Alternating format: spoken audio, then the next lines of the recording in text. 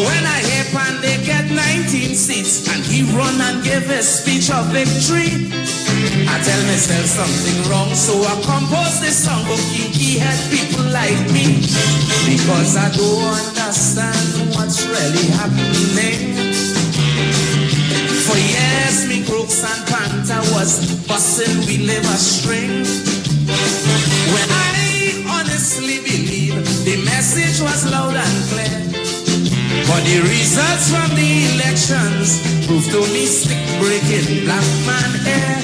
We don't hear, so don't expect me to jam your prime minister. No, don't tell me I stopped drinking bush tea for your fever. No, don't tell me, cause you hate do it once but you did it twice. Elections fun is you choose Barabbas in front of Christ. So if you notice your little daughter bringing home a grand, because Kana sent she to a school inside the Bitam, and when she bring home the baby father, the man is a tyrant just like Pandey.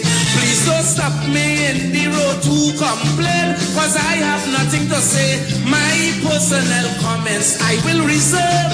You get a government you deserve. So complain to me now, boy, you got some nerve. You get a government you deserve.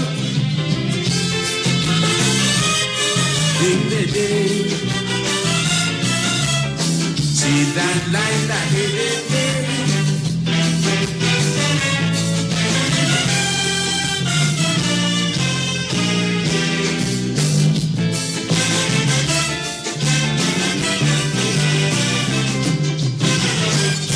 Try my best to put sense in black man head. The consequence I was not afraid. But when I see Keith and Daphne on TV, deep in my heart I felt betrayed. Cause I remember in 1998 I got chastised when I sing this song. But if I did like game, I would have take out she name and deceitfully win me crumb. UNC corrupt like hell, but Satmaraj wouldn't say so. Black man open me mouth, he find that man in should go. To these negative response from the black man, I'm not surprised, because I've come to one conclusion: to the black man is his own demise. He ain't wise, so don't tell me nothing about the EBC. Don't tell me, because I sure some of you vote for UNC. I said no. Don't tell me that they cancel the URP and that you can't get work to maintain your family. So if you end up just as a criminal on the run, because all the promises that they make, they ain't keeping none, and civil servants can't get it back pay, plus you self can't get a 10 days. Please don't stop me in the road to complain, cause I wouldn't be amazed. My little knowledge now I must preserve. You get a government to deserve. To resort to protest now, you got some nerve. You get a government to deserve. Ding ding ding. Ding ding ding ding ding ding. And you got to live with it for the next 5 years.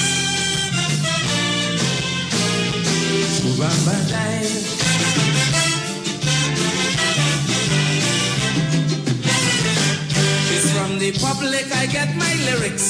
You just give me inspiration. You just give me the strength and courage to slaughter them politicians. But when I see you supporting Pandey and condoning all that is wrong, it's like giving me bread and a full glass of milk, then you turn wrong and kick it down. And they call businessmen parasitic oligarchies. But today just wanna and do crazy good bodies.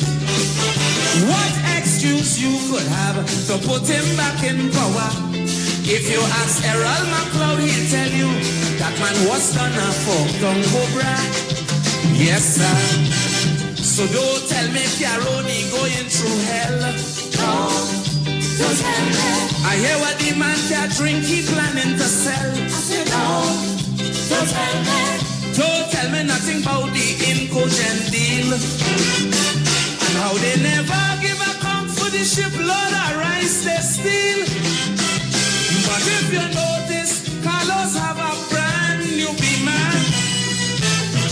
And he delayed the process till he turn a minister.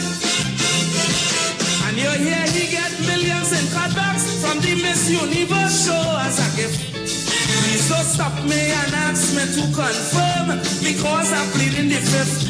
My little kakada, I'll try to reserve. You get a government you deserve. Ask Manning how much money he left reserve. You get a government you deserve. Ding ding ding. Ding ding ding ding ding ding.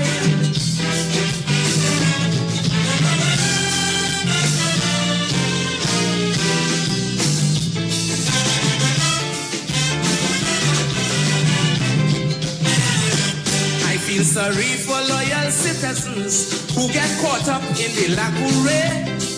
But a fish always rotten from the head. Is Robbie and Pam put him there. Now Pandey get the taste of power. He feel that he's indispensable. Since I sing about the wife, he hate me for life, so they introduced clause 7. I didn't believe Kaisonians could be bought easily. I would like to know what's the price they pay for Gypsy.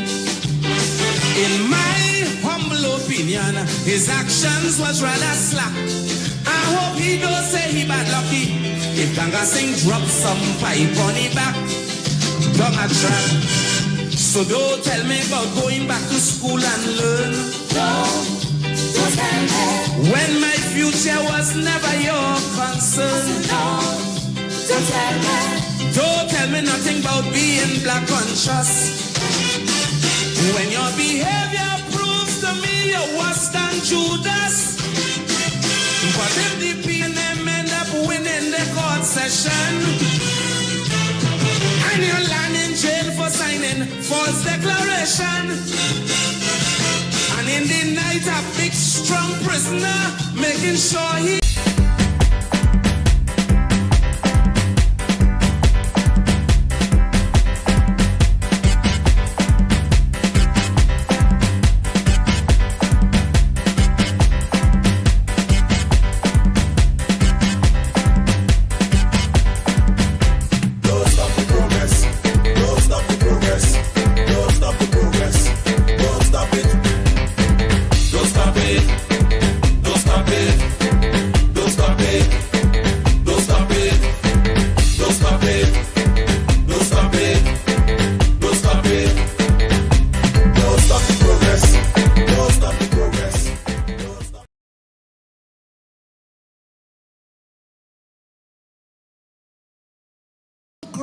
is the man.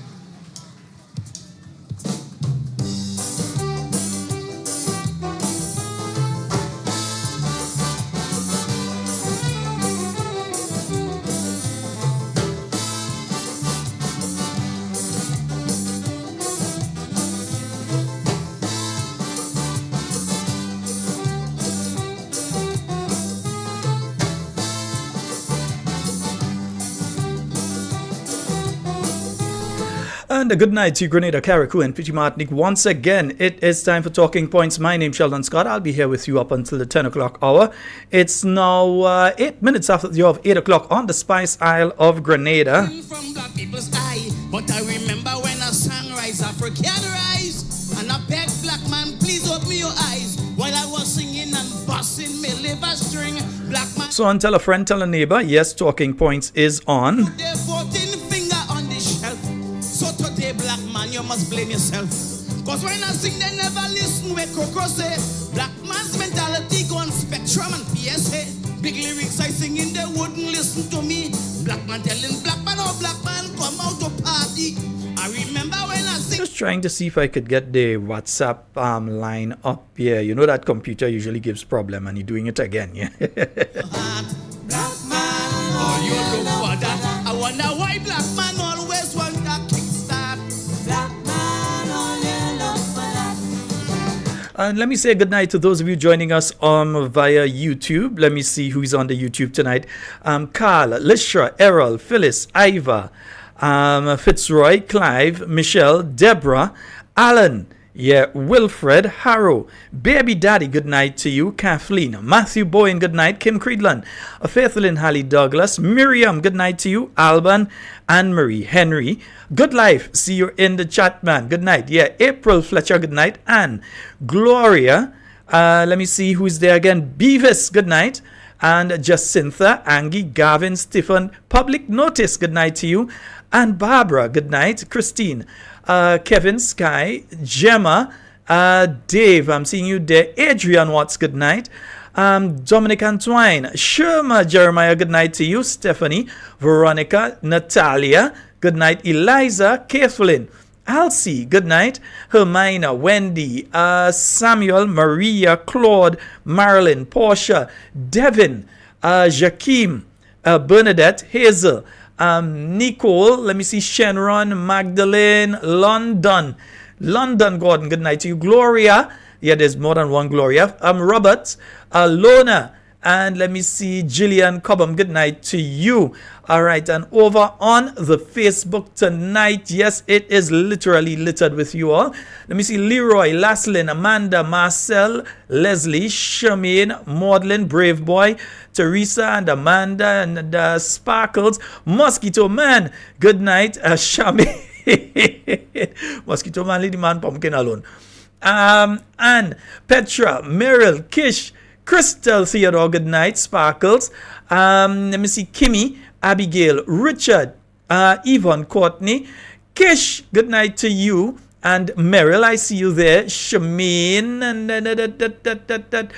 Glenda, and Kathy Albert, good night to you. Bethy Ann, and let me see there, Ann Jackson, good night. And Sandy, John Francis, Junior George, good night. Laslin. All right, so I hope all of you are having a wonderful night tonight. Just making sure I pass my magic number. I ain't find I hit my magic number yet, man. I ain't find I hit it yet. Black man, he drop ship black.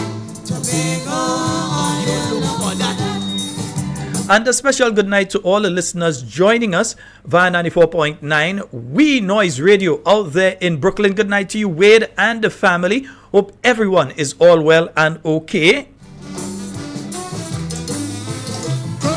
And then let me also say a special good night to all of you joining us via 91.9, 91.5. Yes, indeed, Real FM. And they are broadcasting out there from beautiful St. Patrick. You have some unfortunate incidents taking place in St. Patrick of late.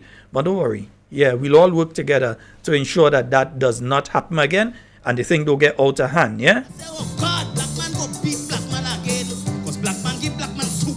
But black man will harm. Black man intention is to pressure his own black man. He give them soup, they say he treat them like an outcast. So now black man take smoke, hey.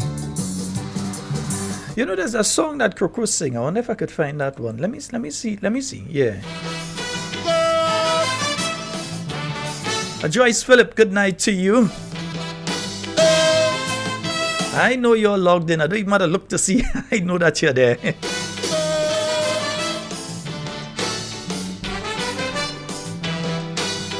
It's amazing how people could change. I say, little shock, I can't understand. I am so disappointed in man.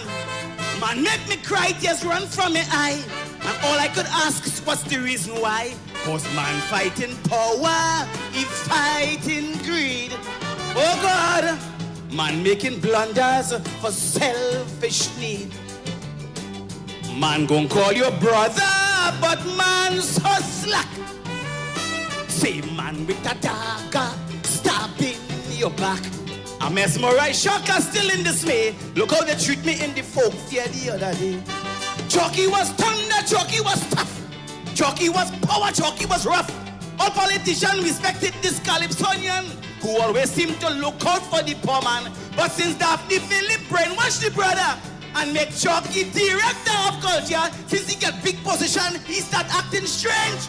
It's amazing how people could change. As they get in power, their plans rearrange. It's amazing how people could change. You're bound to agree. It's lies we're running this whole country. Look at Jockey Boy right down like Bachi. Lies we're running this whole country. And yeah, we know it.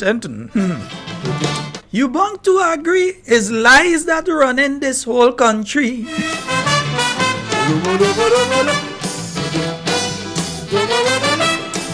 Let me do sing here. I find a little bit of rain wanted to fall when on the way here.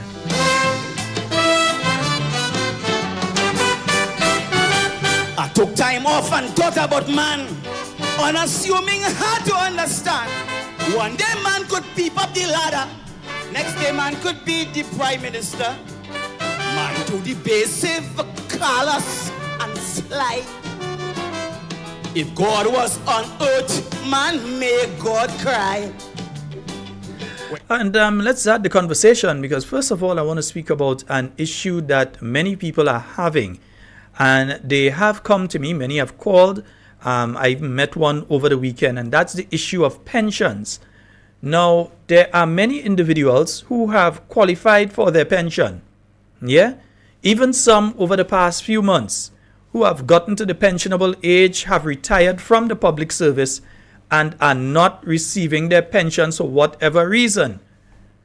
And the ministry needs to look and stop denying things are happening when they're happening, because you have people that are out there that are in need of their pensions, and while they may be getting the little something they have to get from NIS, they are not getting the pension that they are supposed to be getting from the government of Grenada.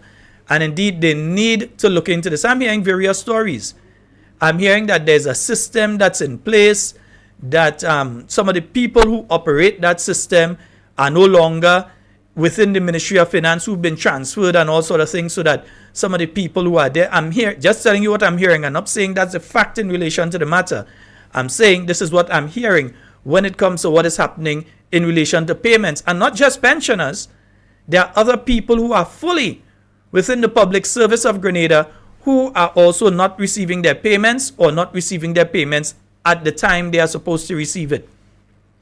So I've been told by several people within the teaching service that, one, in some instances they have not received the 4% increase that they have to receive for 2023, that they have not received that, retroactively or otherwise.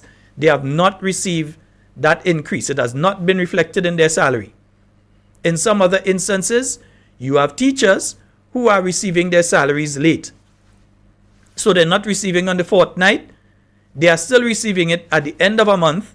And then even when they receive it, then they're receiving the fortnightly pay.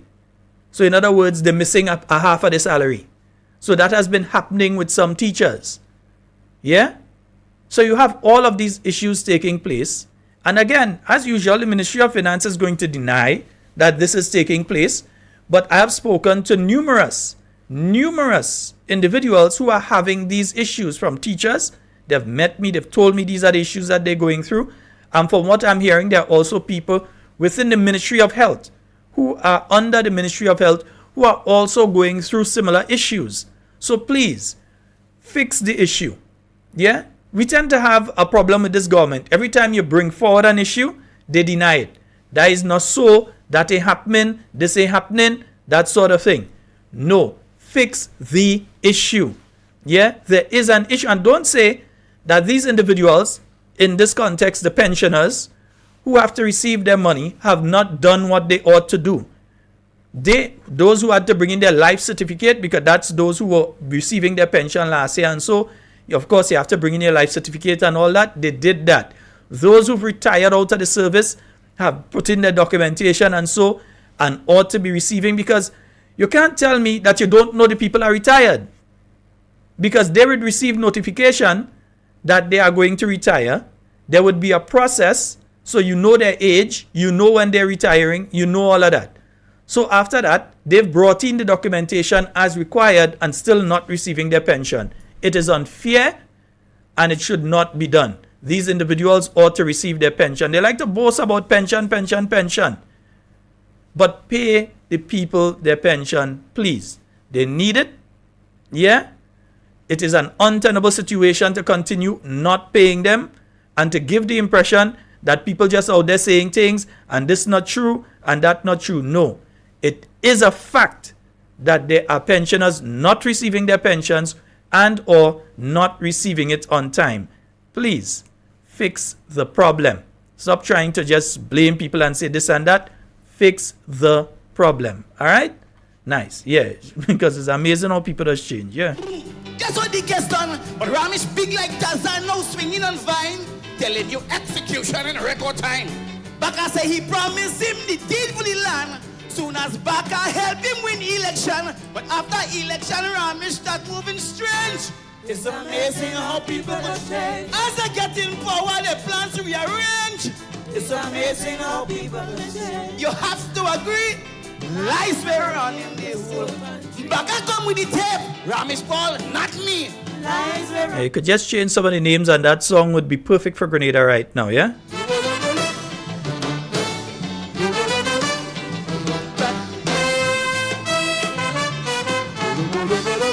And let me just read quickly this release for you from the office of the, it's from the Royal Grenada Police Force. The Royal Grenada Police Force confirms the occurrence of a shooting incident on Sunday, 25th of June 2023 at Crowshoe, St. Andrew, which resulted in one man sustaining injuries. Another man is in police custody assisting with investigations into that matter. In an unrelated incident, on Sunday, the 25th of June 2023, did I say September earlier? No, it's June, huh? Yeah, June 2023, officers proceeded on inquiries at Lacolum St. David following reports of gunshots being fired. Preliminary information revealed that there was an altercation between three men when one of the men drew an object resembling a gun and threatened to shoot. This was followed by the sound of a loud explosion, and one of the other two men was struck and sustained minor injuries. Villagers intervened and the assailant fled the scene. He was later apprehended and found to have several injuries to his body. He was taken for medical attention and later admitted as a patient at Mount Gay Hospital. Police investigations into both matters continue, yeah? So, yeah, shooting incidents and so, and of course, yeah, it does not seem as though our Prime Minister thinks that that is important to speak about when he's doing a national address, isn't it? Yeah. So they just ignore the fact that you have these sort of things taking place, yeah?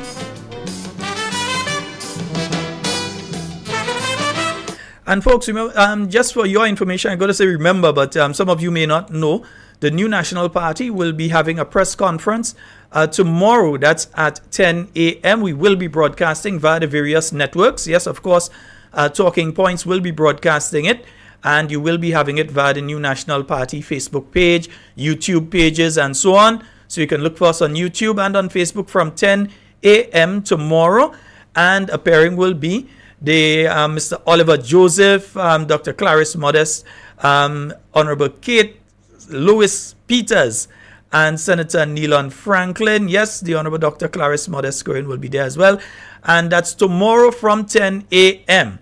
All right, so you can look forward to that one, both on Facebook and YouTube, and yeah, you might even see it on a little Instagram and them kind of thing too. Yeah, I don't think TikTok will allow yet, but you'll see it on Instagram and so. So that will be taking place from 10 a.m. Going to be speaking about several matters of national interest, and that will be taking place tomorrow from 10 a.m. All right, nice. Now people can change. Since shocking at the West, he plans to rearrange. It's amazing how people can change.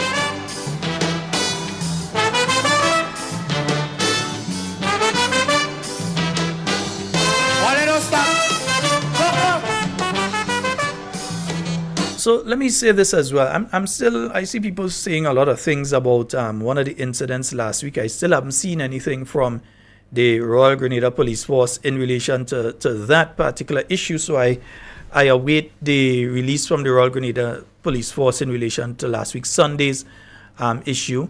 But there has been, and it seems that as though there is an uptake in relation to this back and forth in the St. Patrick area again. And you see, this is why you need a strong, competent, and capable Ministry of Youth. Let me just get into it, yeah? Let me put a stop to the song in the background, yeah? This is why you need a strong, competent and capable Ministry of Youth. Right now, we have a Ministry of Youth in name only. Yeah? You have a minister who busy selling people vehicle. That's what he busy doing. Instead of focusing on how he can develop the young people of Grenada, Carriacou, and Petit Martinique. And they have no excuse.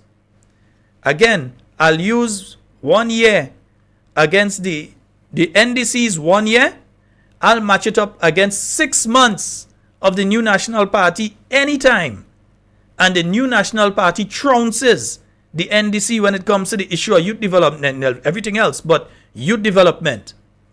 Within 6 months, the New National Party provided opportunities through the reinvigorated, reimagined New Imani program. Yeah? Provided opportunities for thousands of young people within 6 months of taking office. And remember, on taking office, we also took office at a point in time that there was no budget for the island of Grenada. The former NDC administration had left no budget. We had to convene Parliament quickly to ensure that you could pass a budget for the state, a holding budget as we called it, for the state of Grenada. But we ensured that within that budget, we looked after the young people.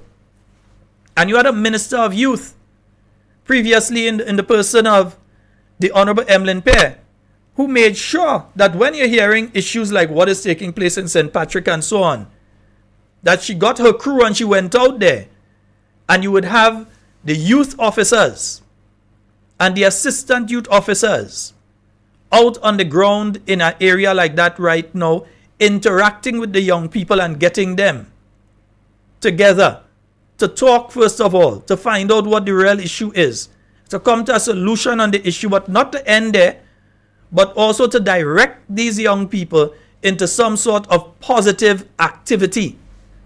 That is how a competent Minister of Youth operates. This Minister of Youth only busy throwing word for people about who they go jail and who they go this and who they go that and selling people vehicle. That is what he busy doing. What they should be focusing on is how do you end these sort of things. Because if you don't nip it in the bud, if you don't deal with it now, remember, you're going into the carnival season where there are activities in St. Patrick and different areas, and so you don't want no back and forth between this community fellas from that community can go in this one and this one can go in that one. You have to deal with it and deal with it effectively now. Believe me, if I had transport, I'd go up there already. Because me afraid? What afraid? Maybe the present minister afraid. Maybe he's a coward. Maybe he's afraid to go up into St. Patrick. Where are the MPs for St. Patrick?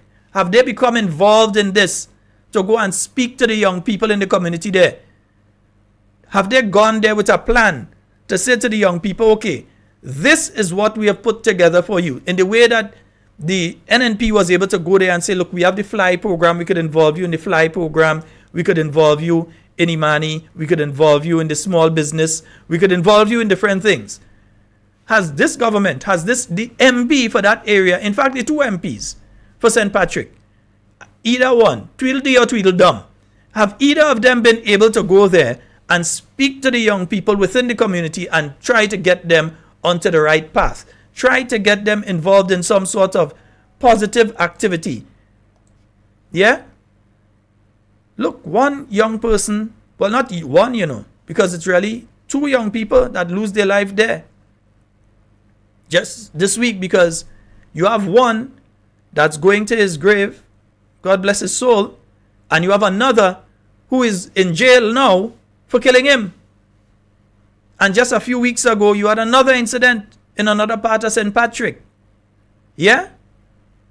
So before it becomes a trend, before it becomes just two random incidents, before it becomes a trend, you have to go into the community and do the work of engaging with the young people. Where is the Ministry of Youth? Are they going to leave it to the stage that you have to just be sending the police up there? That you have to go and get Mr. Jesmond Prince and the boys and go up there? That you have to go and call out a SSU squad or a RRU squad to go up there? Are you going to leave it to get to that stage? Or are you going to stand up as a Ministry of Youth and go there and help be part of the solution to what is taking place there? But I ain't expect better, because I know it's incompetence clearly. What is taking place within the Ministry of Youth is incompetence. And you see, there are several issues in that ministry that they feel people don't know about. Listen, many of you may not know. There has been a recent incident within the Ministry of Youth that I found out about through some friends of mine within the Royal Grenada Police Force. A worker was threatened, her life was threatened in the Ministry of Youth simply due to politics. Now you have a worker that has been working there. I know the worker. I know the individual, because when people telling me no, I say no, that you can't be talking about that particular worker. I won't call the name. But I say you all could never be talking about that particular worker, because I have known that worker since 2005 or so. Within the Ministry of Youth, working in different ministries, and so I never know that worker to be involved in any form of politics. Any form of politics. I never know that worker to say she like yellow, she like green. She don't like this government, she don't like that government. That worker has always been a quote-unquote public servant. You never see them in a political rally, you never see them anywhere. So if it's one person that I could say for sure, I know, doesn't have any political leaning, would be that particular worker. That young lady. I could say I don't know her as having any political leaning. I was within the ministry as a public relation officer for many years and knew the worker around then. Yeah? We came out from government, that worker was within government working as normal. Came back in government, that worker was there working as normal. Not involved in any politics or any kind of thing like that. But now, under this NDC, the kind of things that I heard that are being said within that ministry by none other than political activists who are fronting as though they are public officers within that ministry. Because don't think it's just the young lady, the Bihari lady, that they attack within there and they throw all the water on and they're saying all kind of thing about, That other worker went through until they slip a note under her door telling her, nobody wants you here. That is the note that the police have. Nobody wants you here. Why don't you just die? That is what's taking place within the Ministry of Youth right now.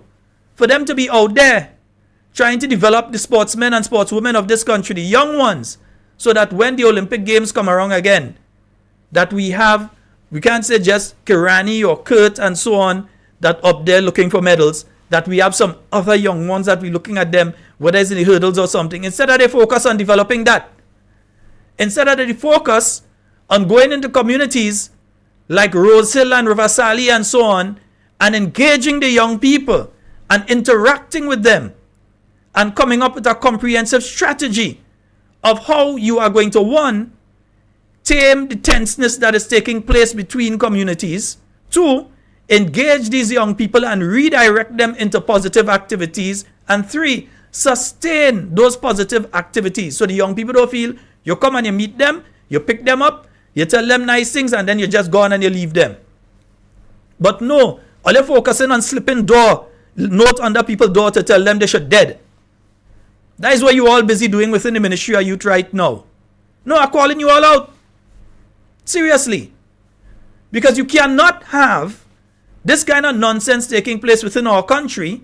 You have a Ministry of Youth. Remember, your Minister of Youth got $24,000 raise before he spent 6 weeks in the job, He get a $24,000 raise, non-taxable, before he spent 6 weeks in the position.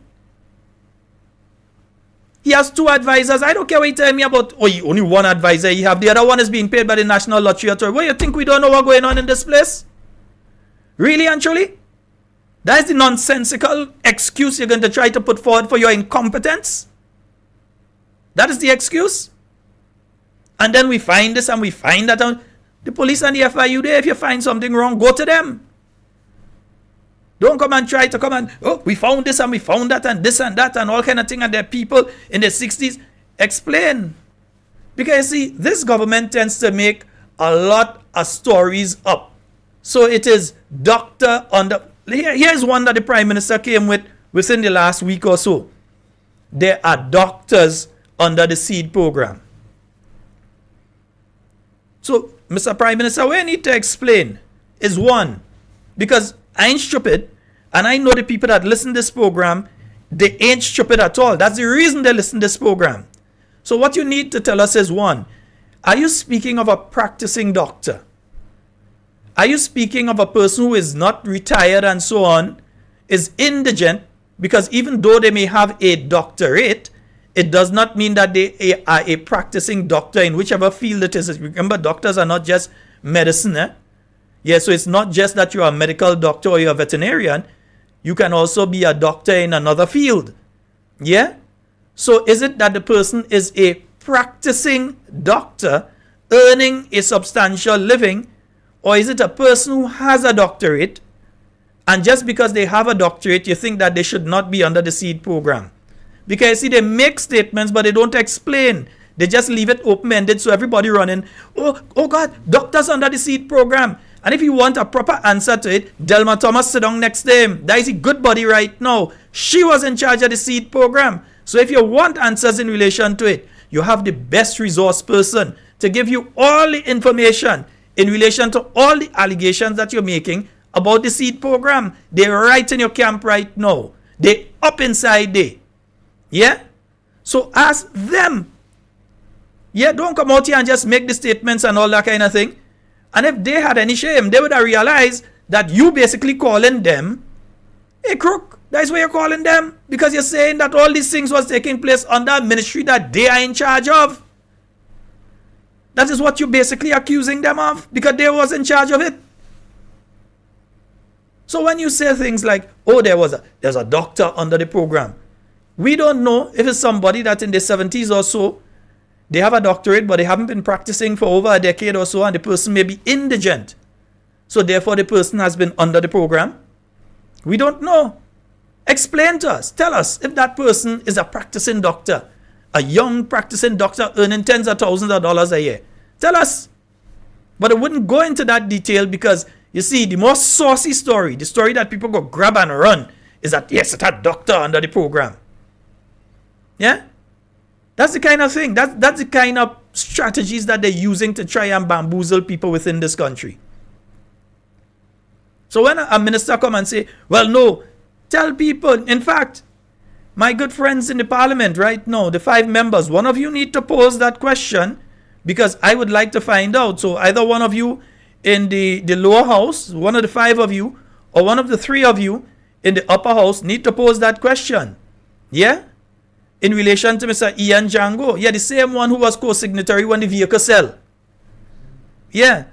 We need to find out, yeah, if or not he's being paid through the National Lottery Authority, and if he is being paid through the National Lottery Authority for what? And further to that, I think it is very important that you all ask to see the books of the National Lottery Authority. I think it's important for us to start to see that now, because there are things there that might be very interesting as to who is being paid and so on, and what they're being paid for, what services are they offering, and they're being paid under the National Lottery Authority. Yeah? But you see, that's the thing. They come with these half-truths and innuendos and try to bamboozle the Grenadian public. Yeah? And then you see they start to change their story. So if it's not the Prime Minister trying to change his stories in relation to houses and what he said and what he really meant when he said that, is attack on the Public Workers Union, because they decide now they want to break unions. And understand the strategy. The strategy is to destroy all unions, not just the Public Workers Union. If the union leaders, if the union hierarchy, and if the union membership, if all you want to stay out there and allow this government to destroy the unions, then generations will not forgive you. Generation of Grenadians that come afterwards will not be forgiving of you for what you have allowed to happen. Because it's a clear case. I've listened to the interviews that the Prime Minister has given. I've listened to those interviews intently. And when I hear the Prime Minister make a statement like, he was the first one that really start. Yeah?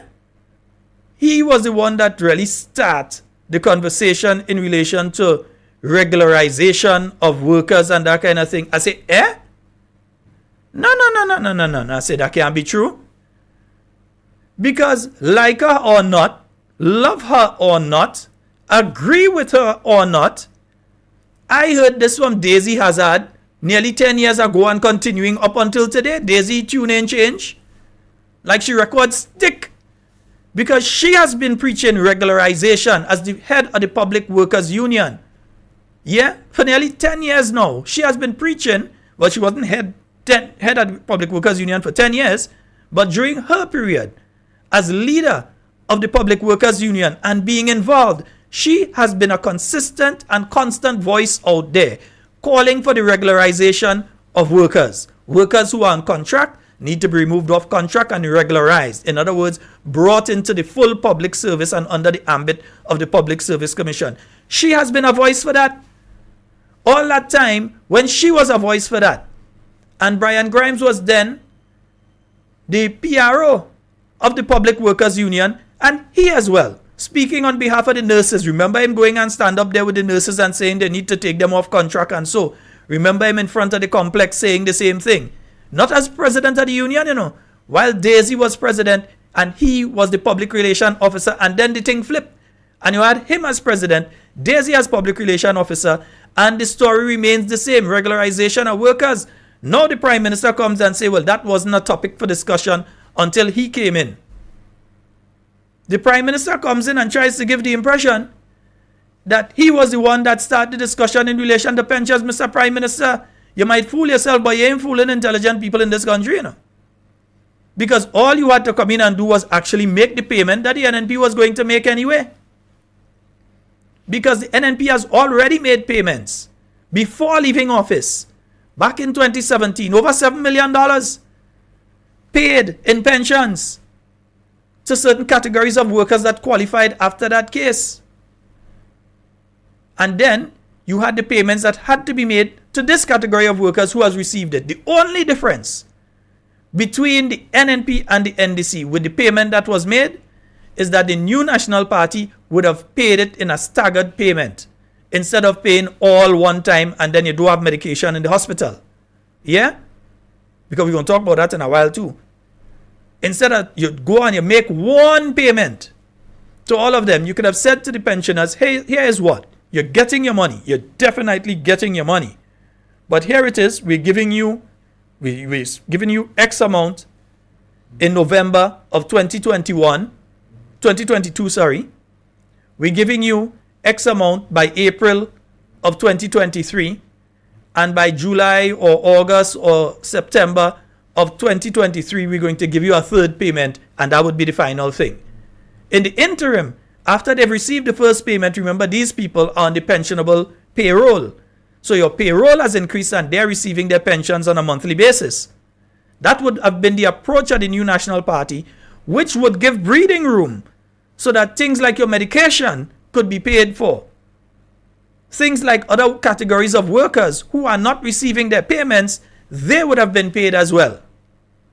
But instead of doing that, because they want to be able to come and boast, it was not an operation. It was not an activity based in common sense. It was not an activity based in reality. It was not in even fiscal or economic common sense. It was not based in any of that. It was only based in aggrandizement. I am the Minister of Finance that pay the pensions. They just wanted to be able to say that. They didn't care about the effect it would have on the economy. They're talking about positive effect in the economy. Go and ask business people in town if they've seen a positive effect to the economy right now. Go and ask them. Ask the businessmen. Ask the builders. Ask the people who sell the building material. Yeah? The only people that possibly see a bit of that money was the travel agents, because a lot of the people take the money and they go. That's the people who see the positive impact of the pension payment. The travel agents and the bank, when the money hit the bank, bam. People bank account that had next to nothing in it suddenly start to look nice. Yeah? So don't try to give the impression that that was so transformative to the Grenadian economy. I go down in town today and people complaining. Sometimes I don't even want to go in town, because by the time you make two walk and so on, you hear the complaints of the different business people and so. Boy, you don't see how town slow. Shall I get two cricket bat and a ball and we go and play cricket in front of NIS? Because it's slow. And nothing is being done to energize the economy. So you already have a Ministry of Youth that is a failure, but you also have a Ministry of Finance that head in that direction too. Because you have a minister that seems to spend more time in blast than they spend in a ministry. That is what they're interested in being. Yeah? That is what they're interested in being in blast. They ain't interested in being in the ministry. And that is competence for you in it. And when people ask the question, Mr. Prime Minister, are you thinking about doing a cabinet reshuffle or a cabinet shuffle or so on? Well, they might be surprised. I tend to agree with the Prime Minister, you know. Because if you have a pack of jokers, no matter how you shuffle it, is a joker go come out on top, a joker in the middle, and a joker in the bottom. Anyhow you take it, it go be a bunch of jokers. Because all he has is a bunch of jokers to shuffle. 1 year, what they have to show for it? A bingo. That is what they have to show for it. And then, friends, I'm going to start to take calls in a little while. And then, when you ask the Prime Minister, and let me get that one queued up here, because it's very interesting. It's very interesting here what the Prime Minister has said. I was listening. Yeah, I listen to everything. I listening to everything.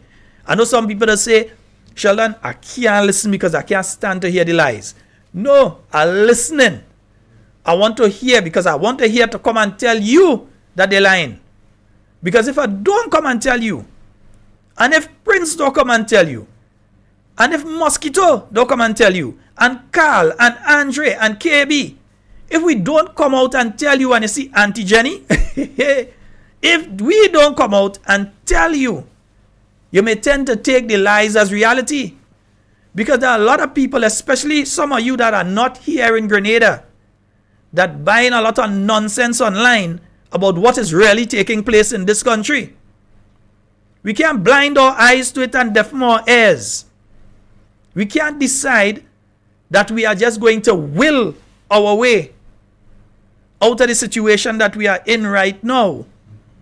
The government needs to listen and they need to act. You have a Ministry of Health that right now, I am sure, if I in Petit Martinique right now and I get a cut, it ain't even my medication proper to take care of that cut in Petit Martinique. I'm sure. And you hear the minister boasting about we get medication and we get medication. What medication you get in Carriacou and Petit Martinique, Mr. Minister? Watch, get real. Basic important medication they ain't getting. So if you don't know what was sent up, I know they get some blood pressure medication that they didn't have for several weeks into nearly a couple months. I know that they didn't have blood pressure medication and they get it. That was sent up to Petit Martinique. Well, I know the people in Petit Martinique get it, but I know it was sent up there. I know that some basic medicine that they should have in Petit Martinique is not there because I have family there. They use the health facility. I mean, imagine you need a painkiller and the poor nurse up there, from what I was told by the individual, had to dip in she bag and pull out she own to give. That is what I hear. That the nurse had to dip in her bag and take out her painkillers that she had in she bag. She personal stock, in other words, to give because they didn't have up there. I'm talking about transformation and boots on the ground. Boots in your rear. That is not no boots on the ground. That is not transformation. The only thing transforming is your suit size. You, the MP for Petit Martinique and Carriacou. Yes, I do it. All them does do it. Petit Martinique and Carriacou. The only thing transforming is your suit size because you're going up in suit size. Up.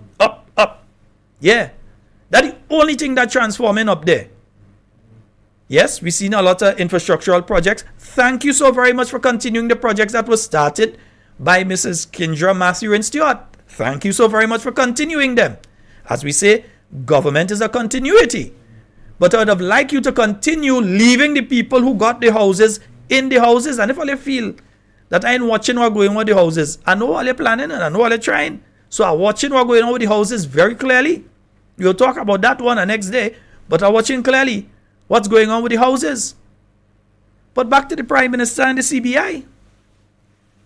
I was looking at the Bob report, And it was very, very interesting, the comments made by the Prime Minister when asked about CBI. Let's listen. Let's listen first, and then we're going to talk about it a little further. Now, Prime Minister, what have you done and other members of your administration who were CBI agents before the election to ensure to minimize notions of conflicts of interest? So in other words, as your law firm is registered as a CBI agent, so is Mr. Cornwall and Ms. Andrea St. Bernard. What are you doing to ensure that there are no conflicts of interest there? Well, just to clarify, my law firm has never been a CBI agent. That's what. Well, except on the website. Go ahead. No, let me finish. I've been at pains to say that. I was a partner, not my firm, myself, was a partner in a separate business called Mitchell and Partners Inc., where I was the principal of that entity. Both as relates to my law firm and that entity, I do not practice. Right? Okay. So that's clear. And I've made that clear. I do not work in my law firm, nor do I work in Mitchell and Partners. And so I certainly have nothing to do with this. In fact, I think I've made a point. I've been at pains to communicate to the CBI office repeatedly that obviously I'm not a practicing CBI agent. Similarly, I'm not a practicing attorney at law because I am unable to do so. And the same, I think, applies for Honorable Minister Cornwall, who holds a ministerial portfolio. So therefore, as a public servant, he can't practice privately. Ms. St. Bernard is an advisor to the government, but she's not a public servant in the same capacity as myself and Mr. Minister Cornwall. And so in those circumstances, her business continues. So what I can certainly say to you, that in my capacity as Prime Minister and former Minister of Finance, certainly if any applications were to come to Cabinet, that in any way or form would have been coming from or emanating from, because the way CBI works is you can have applications that might have been started an entire year but would not reach Cabinet. We certainly have recused ourselves. There is a due diligence process that, yeah. So we certainly would have recused ourselves from any decision as to whether or not to grant approval in those circumstances. I can certainly say to you, in my time in Cabinet, there's only been one instance where I had to do so. And I believe there's been one instance where Minister Cornwall would have had to do so. And obviously the minutes would have reflected that we would not have been part of the decision. Now, folks, a lot was said there. And I don't know if you all picked up on it, but a lot was said there. One, the Prime Minister admitted, he confirmed to being the principal in Mitchell and Partners. Yeah? We know we saw his name there. We knew up to just a couple weeks ago his name was there. And when it was pulled out, they're going to tell GBN do story. All right? But we know that the Prime Minister was involved as an agent in the CBI program. Yeah? So that is confirmed. That is not a rumor. That is not us just saying thing. We know for a fact that the Prime Minister of Grenada and the Minister of Finance and the Prime Minister while Minister of Finance, and I'll tell you why I'm saying it that way, have been involved in the CBI program. The Prime Minister has technically also told you that the company of which he is the principal, in other words, if that company makes money, he, the Prime Minister, makes money. If the company loses money, he loses money. He's the principal, the main person involved in that company. Yeah? So he, meaning the Prime Minister, has been involved in the CBI program whilst Prime Minister, because his company has been involved, even though he says he's not practicing as a CBI agent. Once the company is operating and it's making money, he is making money. It doesn't mean that he's the one that goes out and contact the people and say, well, hey, you want to get a Grenada passport? You want to become part of the CBI program? Yeah, the Grenada passport could afford you X, Y, Z, and so on. And for investment, he's not the person going out and make the sales pitch. He's not the person going out there and check them. Well, at least I think he hasn't confirmed if he hasn't been here. Understand? But he's saying he's not that person. But what he's confirming is that the company is making money because he had to recuse himself at least once. He said at least. He didn't say only. If you say only once. But I've had to recuse myself at least once. So it means that there may have been 5 times, there may have been 10, there may have been 20 that you had to recuse yourself. Understand how lawyers use language conveniently to try to give the impression of something while not admitting to something else. So to make the statement that I've had to recuse myself at least once means that you have recused yourself. It means you could have recused yourself 10 times, 20, 50. Yeah? And recuse, for those of you that may not understand, means that if there's a cabinet sitting and an issue comes up which there is a perceived conflict of interest between yourself and the issue that has come up, then you need to leave. You need to step out the cabinet room. Yeah? So it's like you excuse yourself. They usually say recuse, but it's like you excuse yourself. You say, listen, I can't stay here for this discussion because this discussion involves someone close to me, my wife, my husband, or it involves an issue which I may be seen as partial to. So I cannot contribute to the debate. I cannot contribute to the insight in relation to this issue. I must step out of the room. But tell me, all the ministers sitting inside there, which one of them going to go against the Prime Minister's company being allowed somebody under the CBI program? Remember, he's the person that could fire them, you know. He could fire them, he could remove them as a minister, put them as a backbencher, where they're getting $1,200 a month instead of the, nearly $9,000 that they're getting right now. He could remove all of that from them. He could just get rid of them. So you think they're going to go against him? Really? You think that they're going to go and vote against anything that he put forward, even though he's not in the room? And then it was very interesting when he said that Mr. Cornwall as well recused himself because as far as I know, and this bear me out on this, as far as I know, Mr. Cornwall, up to, as far as I know, was the only employee of the particular CBI company that he's involved with. It's a regional company and he was the Grenada person. Yeah? I don't know that CBI office to have an office anywhere. Like outside his home, his actual home. I don't know that CBI office to have an office anywhere and staff and all that kind of thing. I know that the individual was him. So the beneficiary locally in relation to any work that CBI company does is Mr. Cornwall. So he can't say that he passed it on to anybody else or something like that.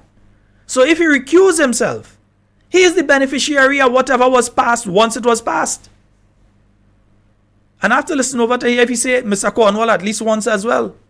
Because it may mean that it's more than once. And then the convoluted, nonsensical, idiotic answer that he gives when it comes to Miss Andrea St. Bernard. The woman is a diplomatic. My goodness. And that makes me even more interested in finding out how much money has been made by her company in particular in relation to CBI since taking office. Because she has been hired. She's being paid by you, the Grenadian people, as a trade ambassador to go out and find business for Grenada and so on.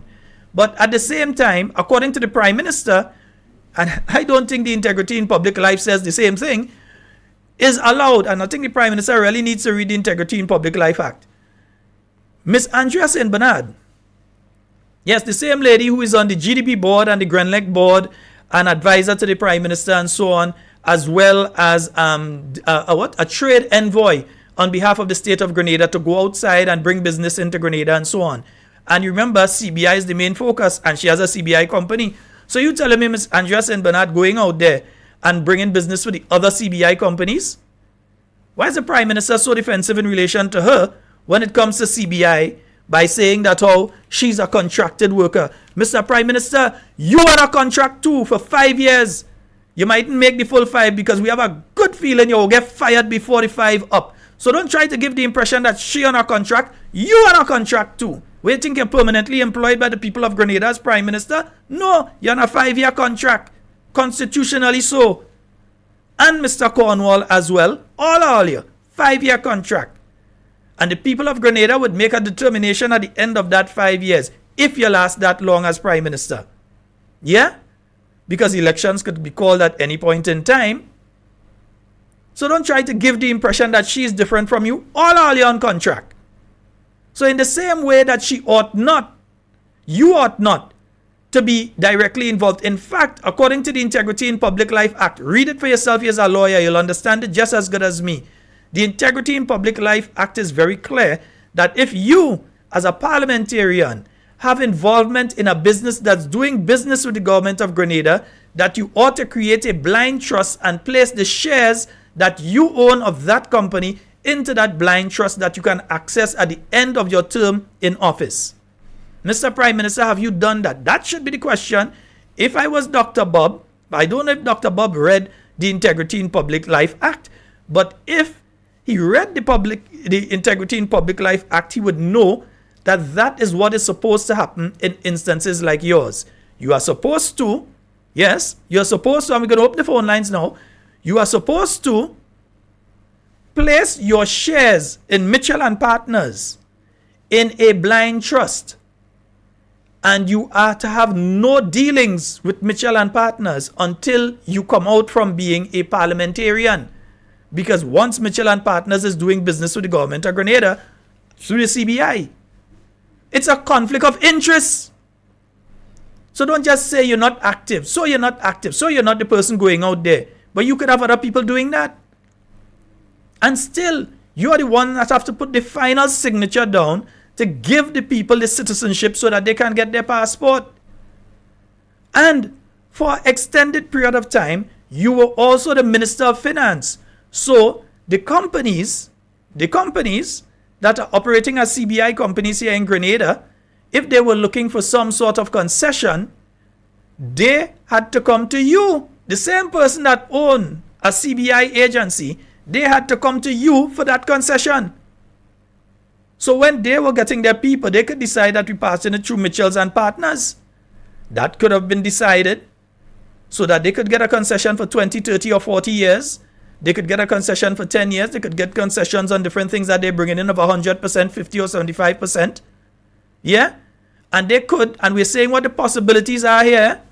I'm saying what the possibilities are because you were the Minister of Finance, and as if that wasn't bad enough, now we have Mr. Cornwall, who we know has been the only person, I don't know if since he came into office, that he has hired a staff now and has a staff working for that CBI company that he has, but he is the sitting Minister of Finance, which means that if somebody, one of the CBI companies here, one of the projects here that is selling citizenship, if they are looking for a particular concession, they are going to a CBI agent who is also sitting as the Minister of Finance to get a concession that the Minister of Finance could give.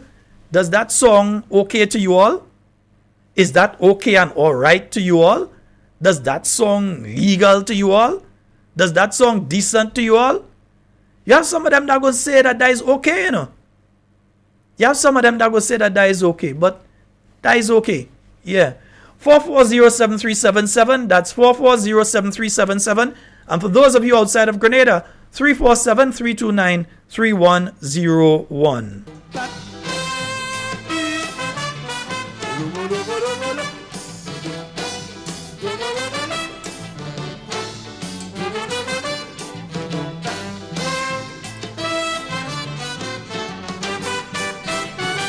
I took time off and thought about man, unassuming hard to understand. One day man could peep up the ladder. We've got a call online. Good night. Hello, good night. We've got a call online. Hey, I'm more than fine, brother. Go right ahead. You're live. Hey, good night. Man, talk to me on you know better than that. Talk to me on the phone. You know better than that. Go right ahead, my brother. Hello. Hello. You cannot break up though. Brother man, you're listening to me on the phone? Yeah, listening on the phone. You're breaking up, yeah? Yeah, but I'm hearing you clearly. You go ahead. Yeah. Right, so let me go ahead. I've been happening to read a release from a journalist concerning the Minister of Finance when he was asked the question about the traveling allowances and the monies that accumulated from June 23rd to now, to like May. The Minister of Finance now is Dennis Cornwall, Honorable Dennis Cornwall. And I saw that he said that the Ministry of Finance cannot give an answer for that. Is that normal? That is not normal. Mr. What Scott, can you tell me that's normal? No, what the Minister of Finance has to do, because the payments are being made through the Ministry of Finance, what that shows is that there has been a level of incompetence there, in that they have not been keeping proper records in relation to this. Yeah? They have not been keeping proper records. Yeah. In the Ministry of Finance, they should be able to go, because there are particular vote for traveling and so on, they should be able to go there and see how much of that vote has been used over what period of time. In relation to circumstances where people travel but otherwise, they can easily contact ministries, pull that information together and hand it in. There's no excuse that they can use to say that they can't. They could say, what, we need more time to pull the information together, which is what I think may have been said by the Minister of Finance, that they need more time. But to say that you can't do it, no. I think that when it came to the question, if I remember correctly, what I saw as a response, it says that they need more time, which I can understand that you need more time, but it also shows a certain level of incompetence.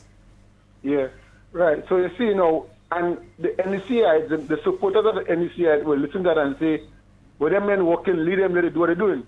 No, this is what does get me on the nerves, because when you hear these kind of things, forget being NNP and NEC.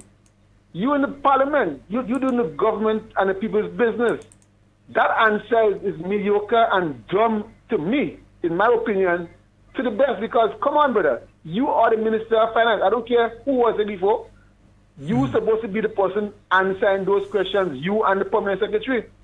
And the mere fact that you refuse, because that's how I see it, you refuse to give an answer, or you refuse to give the right answer, and you're dodging from the truth, so be it. Secondly, Mr. Scott, I happen to listen to the Prime Minister on his media tour. And to be honest, the only interview that I, in my opinion, again, like I said, saw and listened to the Prime Minister be very honest was the one on Boss FM where he said jab in Parliament. Because he talks the honest truth. That is exactly what they are. All the other interviews, the last one I saw Sunday, I saw Infatuation. The one I saw on a station in Tongue with a young lady that always dressed up, Infatuation. The one he did in the Prime Minister's office, it was sycophancy. And everything I've seen so far, there wasn't no hard-hitting questions, even from one of the most, or the so-called hard-hitting journalists. Those questions were softball questions, not a question about CBI in a sense of, are you still gaining monies from your company, Mitchell and Co. and company? But he answered that, he answered that, but he answered it cleverly, because he did state that he is the principal. In other words, he's the beneficial. He benefits from the company. It's called Mitchell and Partners, not Sheldon and Partners. What he's doing? Yeah. Go ahead. He and his surrogates, whoever is online, they are clouding out the media, and they're making people believe that nothing's bad is going on in Grenada. So all negative things they can put aside, they will put aside. But it's happening. But Sheldon, what I'm saying is, in Grenada right now, people need to listen and read more, and they will understand what is happening in Grenada, and it's about time we talk about it, because that's only how we can get a little bit of understanding. We have to talk about it. Have a good night, brother. All right, my bro. 440-7377. It's your opportunity to, talk too. You understand? Yeah. And I'm hearing some stories coming out of Petit Martinique, man. What did people at Petit Martinique do to the NDC? Seriously, what did they do to the NDC that they had to be going through this kind of thing? If it's not lack of medication at the health facility, oh goodness. We have a caller online. Hello, good night. Good night. Hi, good night. Go right ahead, caller. Yes. Mr. Scott, you have made some very good observation there, and in your reading, looking back at the some of the problems, you were very good. Excellent. I want to congratulate you and praise you for it. But I have a problem that I'm not satisfied that the members of the opposition is proactive enough. And I say that with no apology. The Prime Minister was asked a question by Ms. Callister a few weeks ago about the people in Carriacou that was fired. And the Prime Minister word answer to her was that he don't know much about that. He heard some talk, but he don't know about it. And as far as the concerned, it could be 2 or 3 persons. And government will always happen. Some people will have to go home at times. Management and workers will have problems. But they turn around and say afterwards that if they're not satisfied, they can take action. They can go to the court. Now, just imagine a prime minister. Instead of trying to get to the ministry and find what is happening, he's turning it aside and saying it could be just 2 or 3 persons and saying they take court. So in other words, the hell was you? Do what all you want. And I'm not satisfied that the opposition is digging deep enough into it. Even the unions. You can't tell me that a union cannot have a meeting every time they try to call a meeting with the permanent secretary. That was said by Ms. that the gentleman is not making himself available. And a minister in government, when he was asked about it, he said no comment. And we sit back. The people who we voted for, who is in parliament, we sit back and we're hearing very little from them. Now you just read something where the prime minister is admitting that he's the principal shareholder of the company. So in other words, as you said, whether the company, once the company make money, he must be given. And he say he would have dismissed himself once or twice. And he believed that Mr. Telesford, whoever the gentleman is, sorry if I got the wrong name. Go ahead, yeah. They have dismissed themselves. Now, how could you sit there as an opposition and take those things? The opposition have to be more proactive. But not just the opposition, the unions. 1 or 2 questions. No, go ahead. The union and the opposition party have the right to speak on behalf of the people of Grenada. And I'm saying what we heard, what you read there, coming from the Prime Minister, and these things need to be investigated by the leader of the opposition and members of the opposition. They need to be investigated, Mr. Manting. You are doing a very good job, but your job may not have enough weight. We're supposed to have what we call it, integrity in public life. It is not enforced. Are we not here? How are we not hearing the members of the opposition finding out why this integrity by public life is not enforced? We have to wake up. We can't hope for the NDC to go, you know. We can't live in hope for the NDC to go. Let us not, what you say on the radio means a lot, but the people who in parliament have to be able to put their... Because if we sit back and wait for the NDC to go, let me tell you, they ain't going now, you know. They have no intention of going now. I want that to be clear. They have no intention. The opposition have to do their job to make sure that you get the bottom of these people. Thank you very much, and I'm serious on what I said. Okay, my brother. Thank you very much. 44073777. That's the that's the number for you to call and get on the inside. Only on the live behave. Hello, good night. Hello. Hey, Sheldon, how you doing? Hey, I'm good, my brother. You go right ahead. You're live. Hey, hello. How you doing, sir? I'm good. But you're live. Go right ahead. I'm hearing you. Oh. Sheldon, you're hearing me? I'm finally breaking up. You hearing me clearly? Yeah, man, I'm hearing you clearly. I'm hearing you. There seems to be a problem on the board on this end. I'll just switch around the nodules tomorrow. So you go ahead. Go ahead. Okay, wonderful. Yeah, Sheldon. So I am still calling on the Ministry of Youth. All right, St. Patrick's West, St. Patrick's East. We need to see more of the Ministry of Youth. All right, getting themselves more involved. All right, with some of the youths up there. We need to see more programs being installed or implemented up there for the youths up in St. Patrick's. We are seeing so much of things are happening. All right, so much of things are happening, and we are not hearing anything from the Minister of Youth. We are not even hearing anything from the ministers, the respective ministers from both constituencies. All right, so we need to hear more from them. We need to see programs so that they can somewhat be the focus would not be on negative but on more on positive. We need to see more of that happening. And next thing again is the opposition leader. I think he's doing very well because he had asked a question in regards to the amount in regards to the Prime Minister traveling.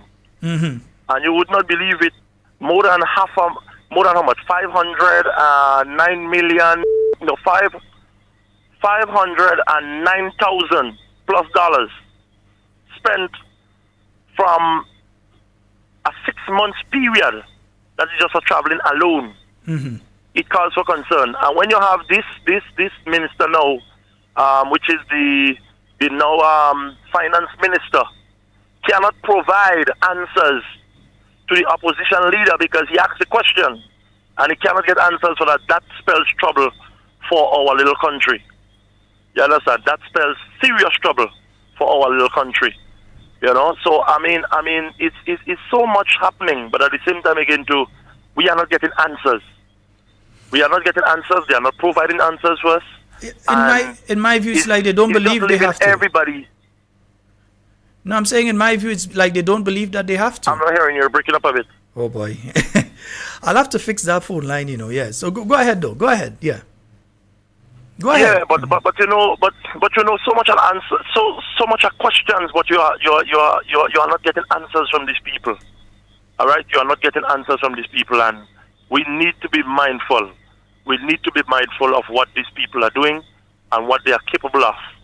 All right, they are not to govern. They are there to fill their pockets of poor people.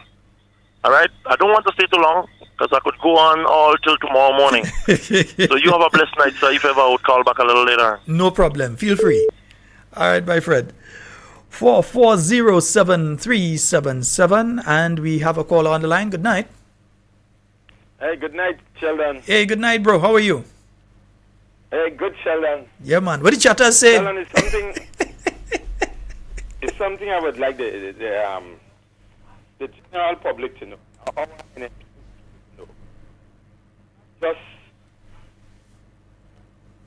not just the leaders of the opposition that need to take it on. My brother, on your end now, I'm having a problem. Your voice is breaking. In fact, right now, I'm not hearing anything. Okay, I will call you back. Yeah, in your instance, I think it's on your end, yeah. So give me a call back.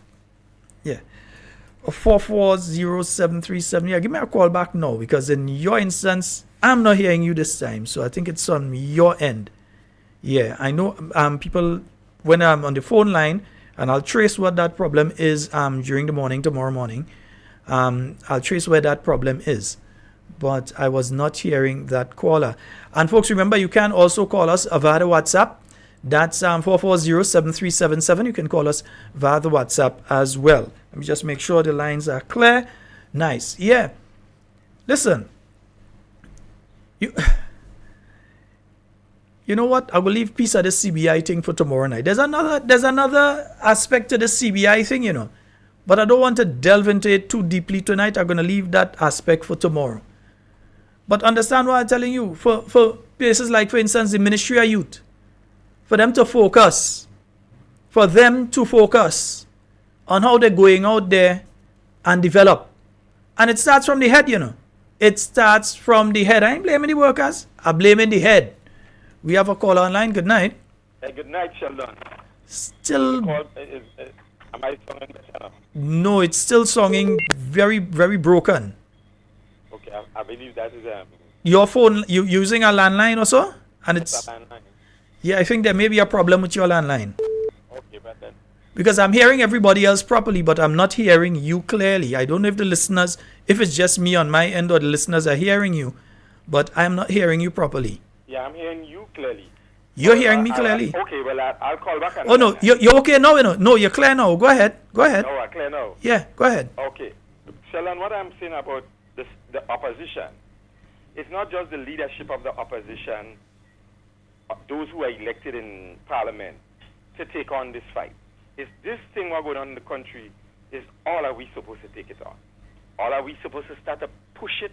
In fact, we need to give the opposition that blessing that we are with them. And we understand what is going on, and our support is there 100%. So it's not just the opposition, but it's all are we. This thing, what the government is doing, it's too clear. Even the blind could see it. But something about the general opposition, which is the NNP and the other opposition forces, we tend to be very shoo-shoo and cold about it. The people need to speak. The voice of the people is the voice of God. And the people need to speak. Give the opposition the energy. Don't just wait for your opposition leaders to take the lead. But you know what's going on. We see the victimization. We see the exploitation of state resources.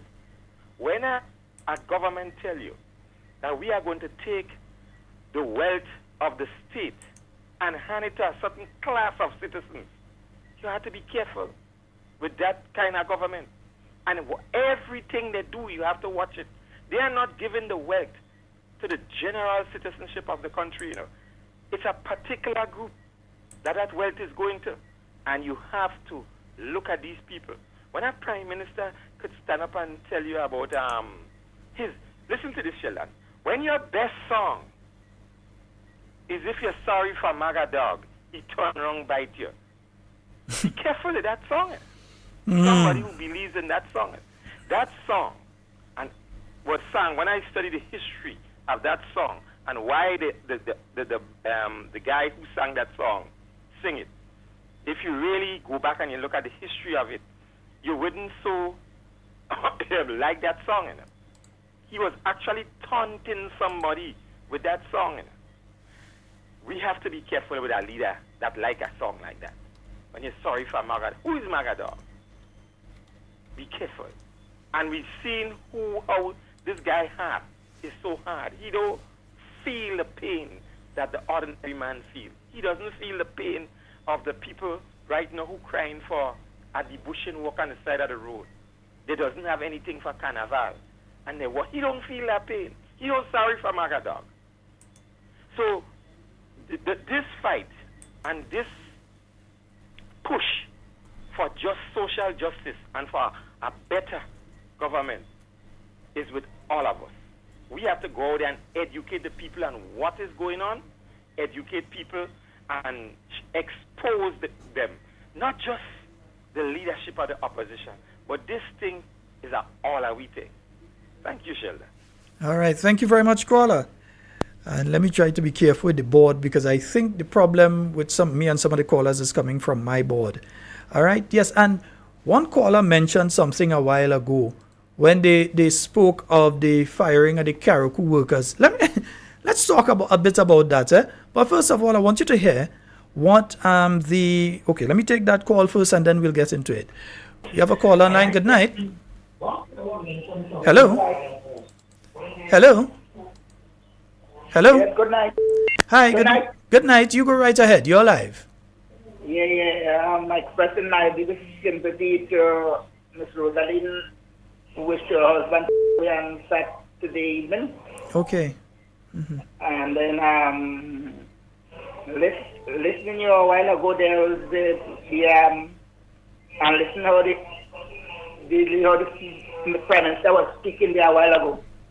He don't care about nobody. All he is concerned is once he make money under the leadership of the government, that's what he intends to do. So it's Grenadiers will put it there. So at the end of the day, the time will come when everything will just be gone. So by the time reach 5 years or before 5 years. So at the end of the day now, all right then, I will call him. No, I was hearing you, Yes. No, I heard you call her. Yes, so the man know what he's doing, he know what he's doing, he know what he's capable of, and he have a person that was in parliament, they say they used to call him Bunky, but this one have a history of life. Have a good night. All right, my brother. And of course, we offer the Talking Points family, we offer our humblest condolences to Miss Rosalind Felix and her family on the passing of her husband this Saturday.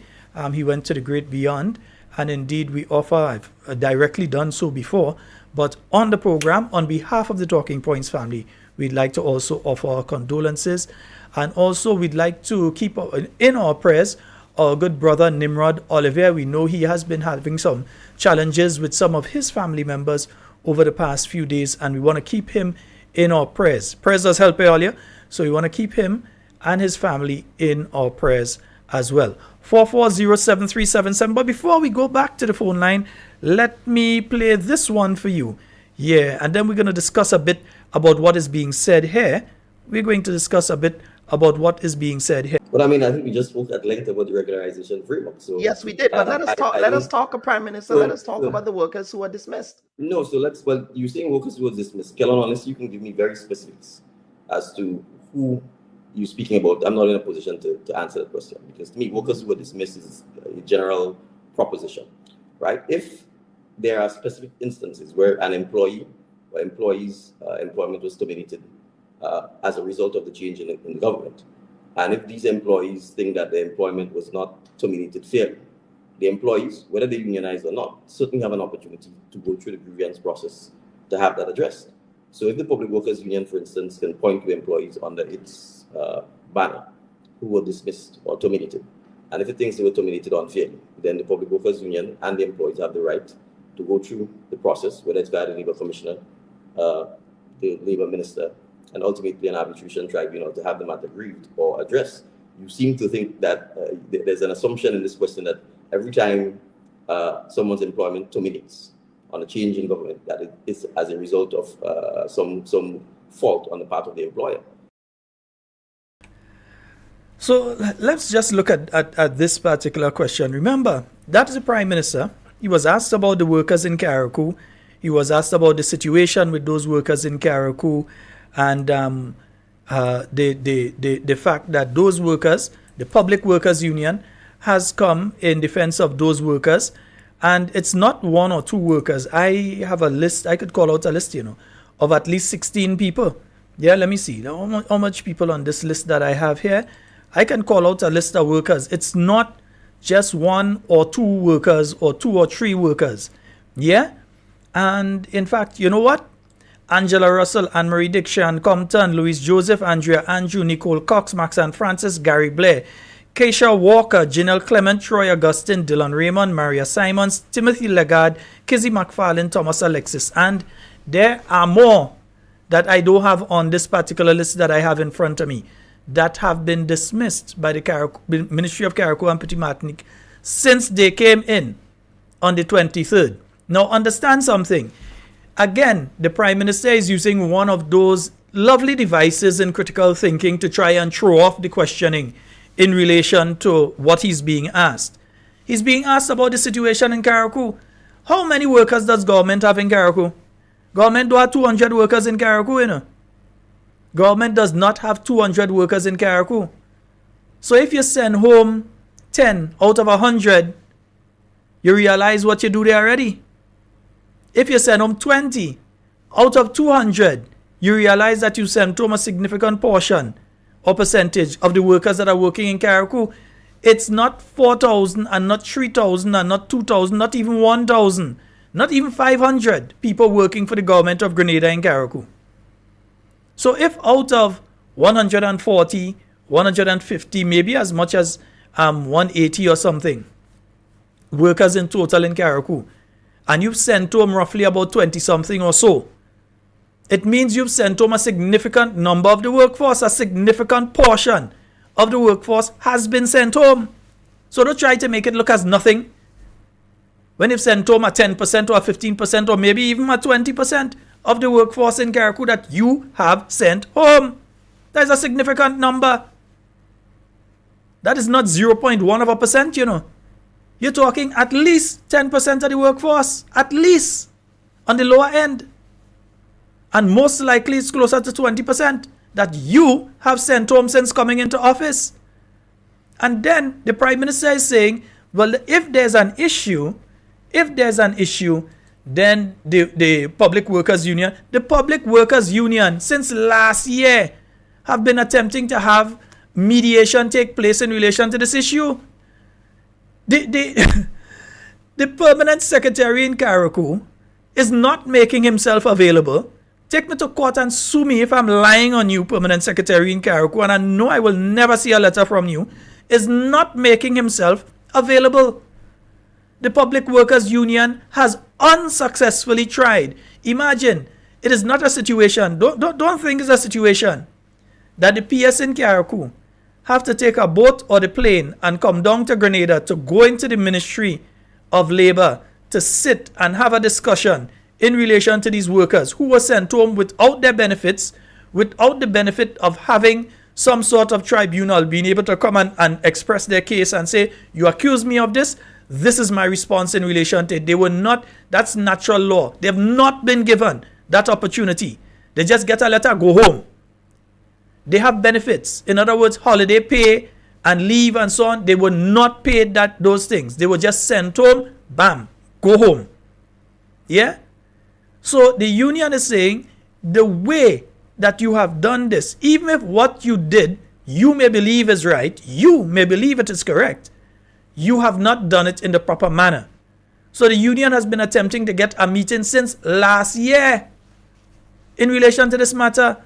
And then, while the Prime Minister is saying that, remember what the Minister of Labour said when this issue came up, you know. Let's listen to what the Minister of Labour said when this issue comes up, because he's saying that they have a mechanism where they can get redress if they feel that they have been wronged. That's what the Prime Minister is saying, that he believes, I'll come to the phone lines in a little while, that he believes that there is a mechanism where these workers can get some sort of redress if they believe that they have been terminated wrongfully.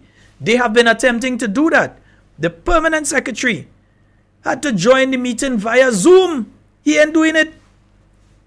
Once when he did it, he said, yeah, another meeting, he had to leave. Yeah? So since then to now, they have been trying to get a sit-down, a meeting, so that the PS could give his part in the story, the public workers could put forward their case, and then according to what comes out of that, it could go for mediation or whatever it has to go to the minister and so on. But remember, if this has to go to the minister already give judgment on this case, you know. Yeah, and the minister should have been removed immediately after stating this, because the Prime Minister is saying that there is a mechanism, but yet the person in charge of that mechanism is the person that makes this statement.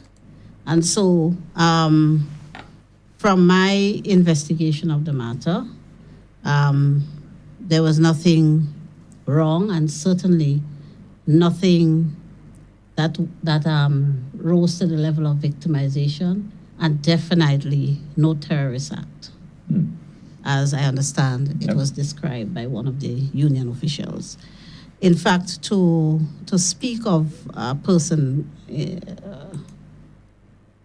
especially a senior public officer in such manner, might well amount to defamation. So, as Attorney General, I am satisfied, based on all the information provided, that there was nothing wrong, morally or legally, in the steps taken, but that, in fact, those steps were taken in furtherance of the transformation agenda of this government. So in other words, she has already made her judgment.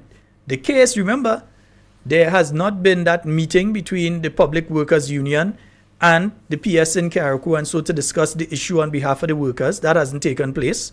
Yeah? But yet still, the Minister of Labour, who is also the Attorney General, has already made her legal pronouncement in relation to it. In other words, don't even bother to send anything to me, because as far as I'm concerned, what you do here, right? That is what she is saying. And that ought not to have been said. For that reason alone, she ought to have been fired on the spot. What's she still doing on the job?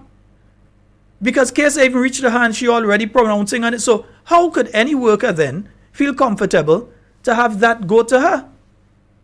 If I'm a worker and that's how to go, I just go through the court system and done. You know, me and bothering to go through no Ministry of Labour and thing, because the Minister of Labour already said that they're right to fire me. They should have fired me. They're right. Nothing wrong with them firing me. That's what the Minister of Labour is saying. Maybe the Prime Minister didn't hear this. So those of you who are in his detail that listen to this program on a nightly basis, please play that part back for him so that he can hear what his Minister of Labour said in relation to the same matter that was raised with him both by Calistria Faria and Kellan Bob in relation to those Carriacou workers. And it's none of one and none of two workers. You all hear the list I read out just now, so play that part back for him too. And that is just some, because there are others that have been fired since then. Yeah? So don't try to give the impression when they fire 10% of the workforce, at least in Carriacou. Don't try to give the impression that, oh, it's only 10 people. Yeah. But if you have only 10 working and you fire only 10 people and you have nobody working, so if you have 100 and you fire 10 out of the 100 and you fire 10% of the people, if you have 200 and you fire about 20 of them and you fire 10% of the people, come on, Mr. Prime Minister, you might fool other people, but you ain't fooling us. Don't try to use them courtroom kind of tactics on us. We understand. Yes, some of us spend time in court too. I used to be a court reporter back in the days. Right? So I understand. Don't try them tactics on us. Nice? Cool. I think we have a call on the line. Hello, good night.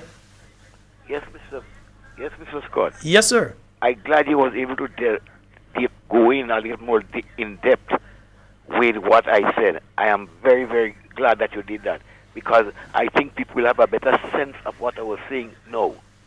Just imagine Mr. Williams has been all about telling people that this government had a lot of money there, a lot of grant funds, that they did nothing with it, that they never spent it. When I say this government, the last government, that's what he said in his achievement speech and whatnot, that over $600,000 and how much $1,000 was there, and the government in over 6 years, nothing was done. They didn't spend it. So we must have the voice of the opposition to clear those airs for us. Because the impression he's giving is that the government had projects there and they sit back and them and did nothing about it. All of us hear Mr. Andy saying it over and over. We have to, that's why I'm saying that the opposition have to be very proactive. In other than I'm saying that they're not doing anything, you know. When those situations come up, when people talk about those things like that, the ministers speak and say those things, have to have some clarification on it. As what you are doing, you know, we have to have it, because the impression that you give the people out there that NMP was sitting on there with a lot of money under them and not making use of it. That's the impression that is given right now. And this is sickening. We have to be able to clear the air of those things. Because if you want us as food soldiers to go there, where's the ammunition you're giving us to fight? You have to give us the ammunition to fight. When Mr. Williams said that in a crowd, can I tell him his lie? I don't have the facts. Thank you. All right, my brother. And let me say something. I was on my way here and I was hearing a bit of news where they're speaking about, I think it's a 63 or 64% implementation rate on coming into office. And I thought over the past 6 years that the implementation rate in relation to certain projects has been zero. Okay, let's look at it. For the last 6 years, what has happened? For the last year, you have been in office, not the New National Party. So let's look at the 5 years before that. The year before that was COVID. The year before that was COVID. That's 3 years gone already. The year before that was general election, right? And then you had the year before that. Now, if you are going to do a particular project, the first thing that you have to do with a project is you have to do your groundwork in relation to the project. You don't just say, I am going to build a building, and you go there and you start to dig trench and pour concrete. You have to do your plan. You have to make sure that your finances are in order properly, even though you may have grant funding. Grant funding in many instances is counterpart funding. In other words, if I am funding the building of a new Prime Minister's residence, and I'm getting grant funding, if the Prime Minister's residence costs 20 million to build, the grant funding will not be 20 million. They may give you 10, they may give you 15, and then you have to put your other part, your 5 million or whatever, together with it. So there is counterpart funding when you're talking about grant funding. It's not just they give you all the money and say do something.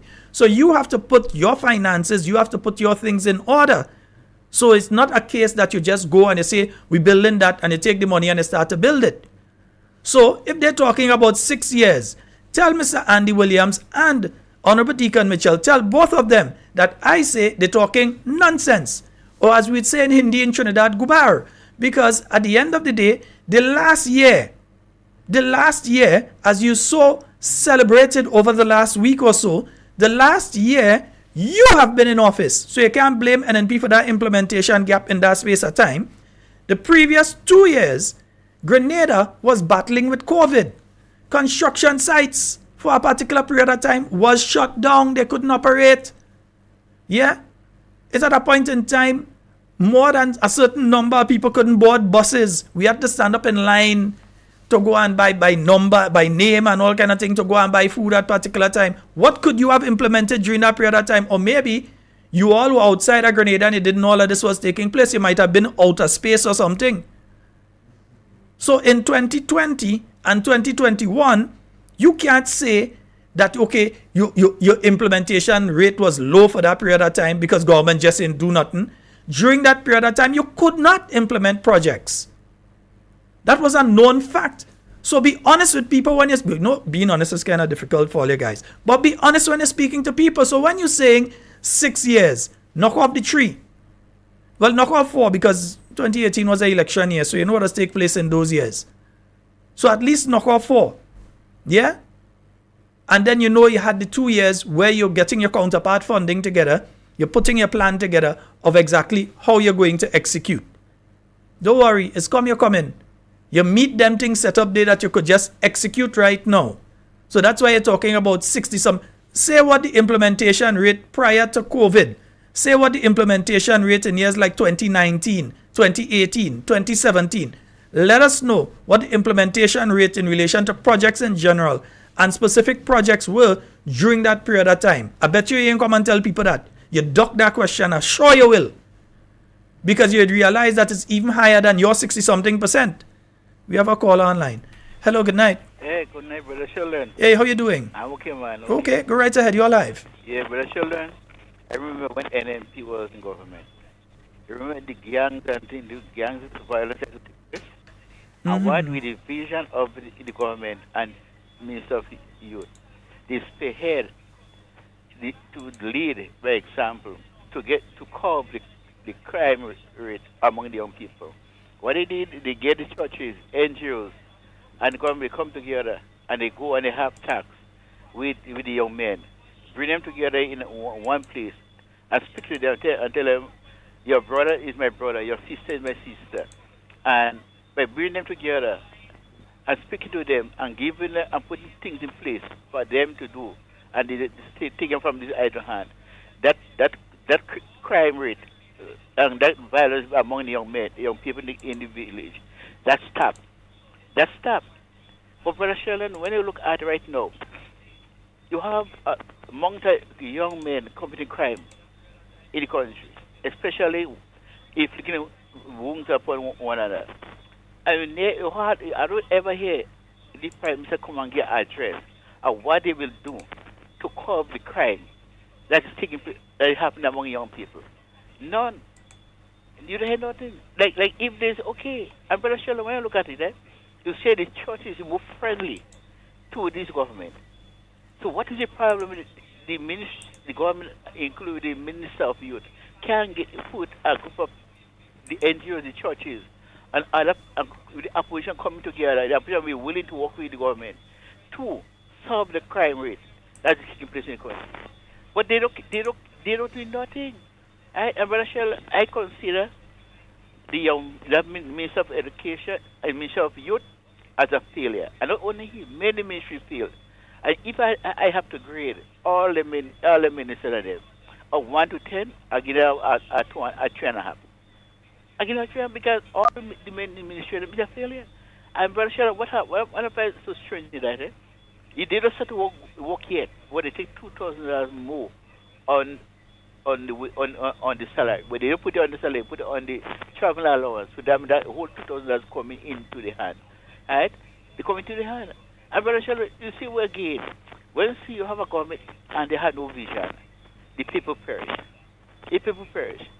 And I could say if NMP in government at the time, and that's going on, you'll find the minister responsible for youth and the government, we have bring the churches together, bring NGOs together, right? And to try and to work, come up with a plan and program to solve the crime rate that happen in the country. I'm going to show you what again can happen. We are around the corner.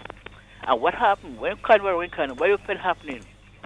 Rosehill, River Sally, all different villages will come together. And could never tell what going to happen. But you know what going to happen there already. What we pray for our nation. We want our country to be a peaceful nation. Always it's peaceful. But we want a crime among young people to stop. Because you have to stop. And the government has to take their lead by example. Because one thing, we have to be careful. What we allow our children to listen to. Because when you have leaders who are clamoring to utopia and to do all things to young people and to disrespect authorities, but all that could lead to the young people, right? It leads to them being very violent against not only old people but to the young people. And Brother Sheldon, as I always say, the elders, we should be example to a good role model to the young people to follow. All right, thank you. Yes, indeed, we're into the final 13 or so minutes of tonight's program. Yes, and before we go any further, before I take another call or anything, let me offer our humblest condolences here at the Talking Points family to the Honorable, I still call him the Honorable and thing, you know. Once I say Nimrod, there's always put Honorable in front of it. But to Brother Nimrod Oliver, on the passing of his mother, who died a little earlier. So we'd like to offer our humblest condolences to Brother Nimrod Oliver and his family on the passing of his mom. And, you know, we pray that he finds the strength to deal with this difficulty. It's not easy when you see your mom. I mean, you could lose many things in your life, but when it comes to your mom, that one, I've been through it, I know, it's always difficult to deal with. So to Brother Nimrod Oliver, you and your family, we offer our humblest condolences. You know, usually he'd have been somewhere in the comment section there tonight with us. So we offer our humblest condolences to him and the family. We have a caller. Good night. Yes, hello, can you hear me? Yes, I can. Yes, hi, this is Daria and Phyllis. We're from New York City, and we listen to your show avidly. We just want to say you make some great intelligent points as Grenadians in diaspora in the West here. We truly enjoy it. Also, Sheldon, I heard you mention your mom was from Guave, you had mentioned. The Guave area. Her father was from Guave, Back Street.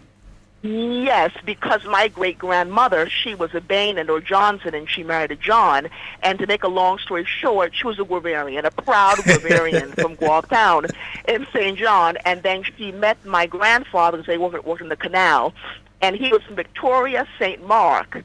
So you had Beatrice John, and you had, oh God, I forgot his name, but those are my great-grandparents. But it's lovely hearing someone who really, truly resonates with the country and the people. And being from a diaspora, hearing it is great from afar. So keep up the great work. All right, thank you. That's what I have to say. Keep in touch, you know. You might be our cousin, so we ought to talk. Yes, listen. I have a Guavarian page. I have a page on Facebook. Just look it up. It's called Guave.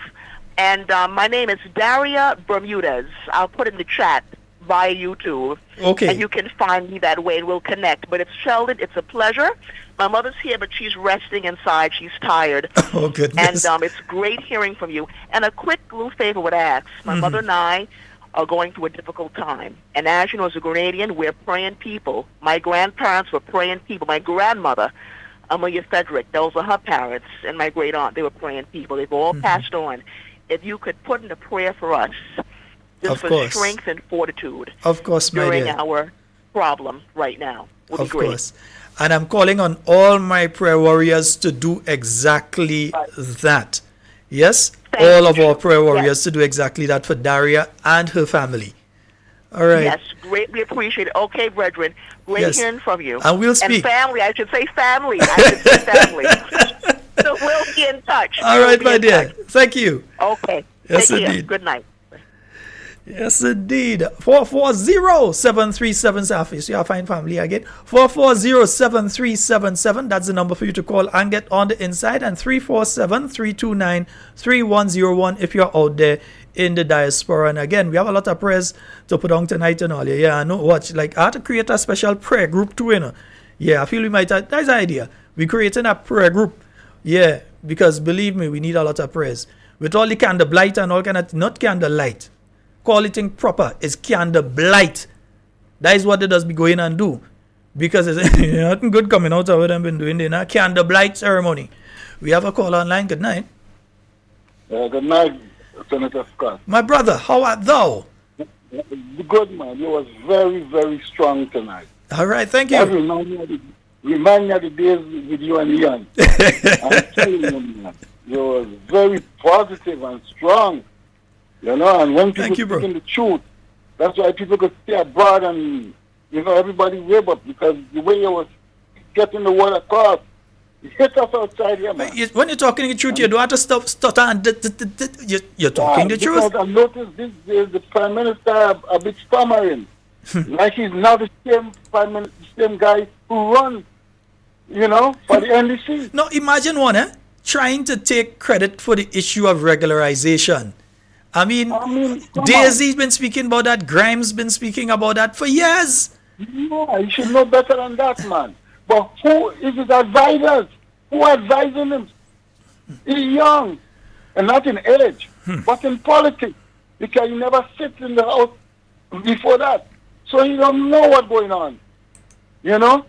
And instead he tried to learn when Dr. Mitchell tell him, call him.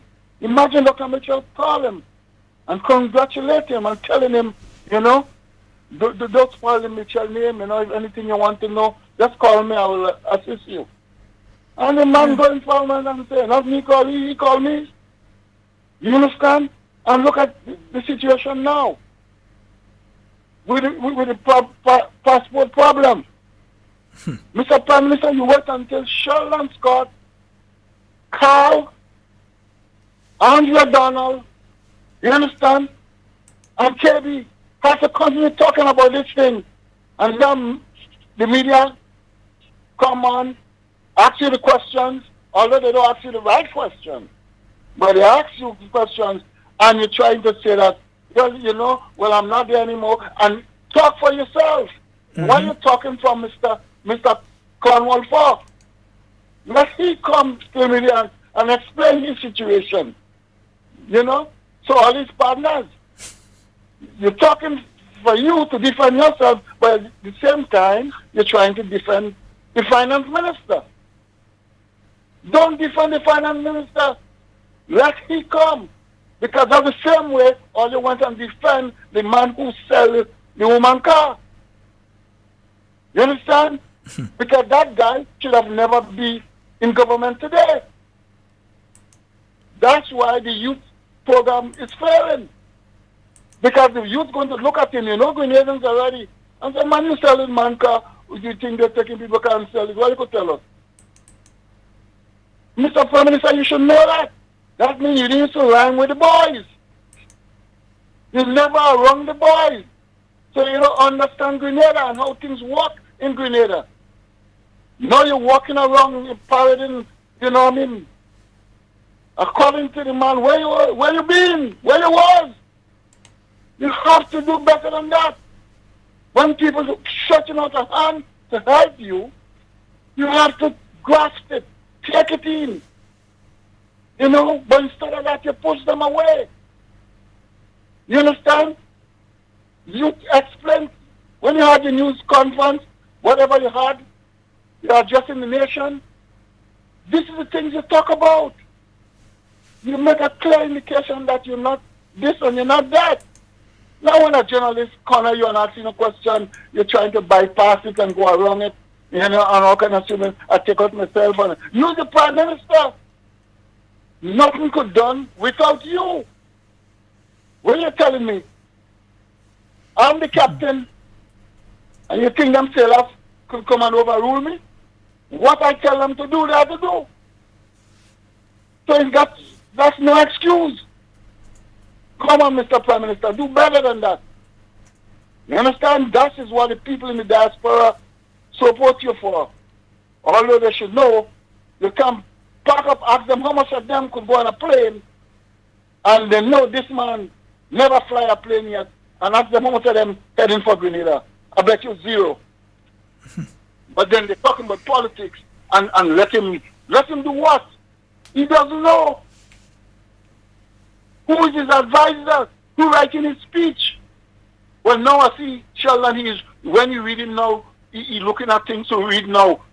How come before they say, well, the man is a genius? That's very Jesus. Well, I showed you all how to write the speech. I gave you an indication. The great Morris Bishop used to look up in the sky when he's speaking. He used to look up there over the heads of the mass. You understand? When he glimpsed down there, it's just to watch the next headline. Everything this guy do, we give him on a silver platter, he's the best. Come on, man. You have to stop at this thing, man. And tell the man, put on his boots and start doing the job for this country. Grenada, Carriacou, and Petit Martinique. And you have a good one, brother. Thank you very much, my bro. True boots on the ground. Folks, we're quickly running out of time. We only have a few minutes remaining, but I need to say this to you all. 1, the prayers for Daria and her family, for Brother Nimrod and his family, for Rosalind Felix and her family. Yeah, so we need the prayers. And you know I always need prayers. And we're praying for everybody, everybody, the families who have lost loved ones, the family who have sick ones, and so, but we are especially mentioning the names I just mentioned there. Outside of that, I want you all to be especially careful out there. The message came through on the chat. And just for those of you that may not be on the chat and talking and so on there in between the conversation, it's important for you all to be very careful out there. There seems to be a resurgence of COVID taking place right now. I'm hearing some figures there, but until the Ministry of Health say certain, I ain't repeating it. I ain't saying it. Yeah, I want to be thing like that. But note that COVID is in circulation. Does never really left circulation, but there seems to be a bit of a spike in relation to COVID right now. So if you know that you have underlying conditions that can be severely affected by a serious case of COVID, you need to wear your mask. You need to, if you don't need to end up in crowded areas, don't go in crowded areas and so on. All right, and sanitize. Get back to the sanitizing. Remember when you're sanitizing and wearing masks, you hardly have anybody catching the cold and them kind of thing. So maybe we need to practice a bit of that when we realize there's something in circulation again. If it worked then, can work now. All right, yeah, we don't need to go into lockdown and all them kind of thing again. Right, back in those days when they didn't understand fully the virus and what was going on, you had to do those things. But now, please just do the necessaries. All right, so wear your mask and sanitize, and so as possible keep your distance. If you don't have to be in a crowd, you don't have to be, try and be as safe as you can. All right, because I'm hearing stories. As I said, I don't want to repeat. I'm hoping the Ministry of Health is allowed. Maybe they might roll out Brother Lacko finally, so we can hear what is taking place in relation to COVID and other respiratory illnesses that are presently also in circulation in Grenada. Yeah, and if you roll out Brother Lacko, maybe you could tell us about medication one time. So folks, that is basically all the time we have for tonight. We will be back on tomorrow night from 8 p.m. via all of the mediums that you're hearing us right now, God's willing. Okay, so in everything you say and everything you do, we want you to remain safe and secure, because we definitely would like to be speaking to and with you and not about you. Love each and every one of you. I am out. And remember, 10 o'clock tomorrow, we'll be having that press conference. So look forward to that one. We will be broadcasting that via the Talking Points pages, the New National Party pages, etc., etc. Real FM, of course, they'll be broadcasting it via their mediums. So we look forward to that one tomorrow at 10 a.m. All right, so it will be the Honorable Kate Skeeter Peter, Louis Peters, the Honorable Dr. Clarice Modest. It will also be Senator the Honorable Neelan Franklin, and it will be Mr. Oliver Joseph. They will be on that panel tomorrow, so it's going to be a nice one from 10 a.m. Look for that one. I am out of here.